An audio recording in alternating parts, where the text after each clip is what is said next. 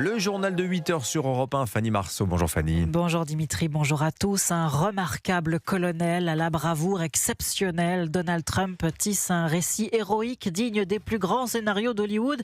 Après l'opération God is Good, Dieu est bon, mission de sauvetage du pilote d'un F-15 américain en Iran hier.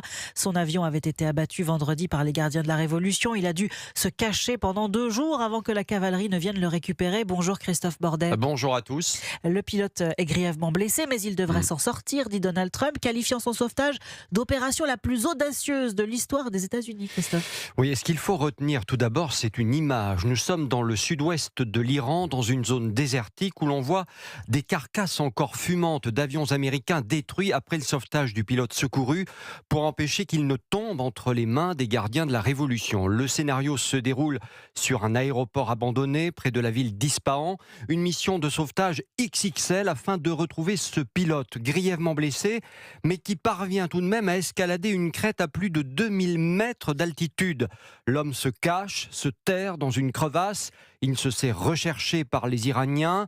Il déclenche sa balise radio afin de transmettre sa localisation aux Américains. La fine fleur de la Navy intervient, la même unité d'élite que celle à l'origine de l'élimination d'Oussama Ben Laden en 2001. Des C-130 sont envoyés sur zone avec une centaine d'hommes. En parallèle, des avions de combat bombardent la zone pour empêcher les Iraniens d'avancer, de faire capoter l'opération. L'homme est sauvé, hospitalisé au Koweït. Donald Trump exulte. Il n'empêche, le pouvoir de nuisance de la défense antiaérienne iranienne est bien une réalité. Malgré les intenses bombardements de Washington depuis maintenant plus d'1 mois. Merci Christophe Bordet. Ce soir 19h heure de Paris, Donald Trump tiendra une conférence de presse entourée des militaires pour revenir sur cette intervention en Iran. Le président américain qui espère conclure aujourd'hui un accord avec les Iraniens pour un cessez-le-feu de 45 jours. Les chances d'y arriver sont minces. Washington le sait, continue d'agiter la menace de frappes dévastatrices sur les ponts et centrales électriques de l'Iran. Un ultimatum déjà posé plusieurs fois, repoussé à demain 20h, mais Donald Trump semble perdre patience. Ouvrez ce foutu détroit, bande de fous furieux, ou vous irez en enfer, a-t-il écrit sur son réseau Truth Social, Antoine Bienvaux.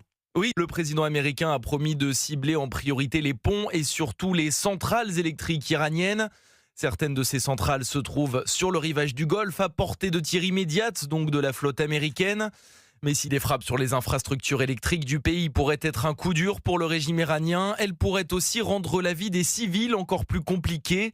Un risque à ne pas perdre de vue selon le général Dominique Trinquant, ancien chef de la mission militaire française auprès de l'ONU. On a l'impression qu'on part vers une escalade. Je crois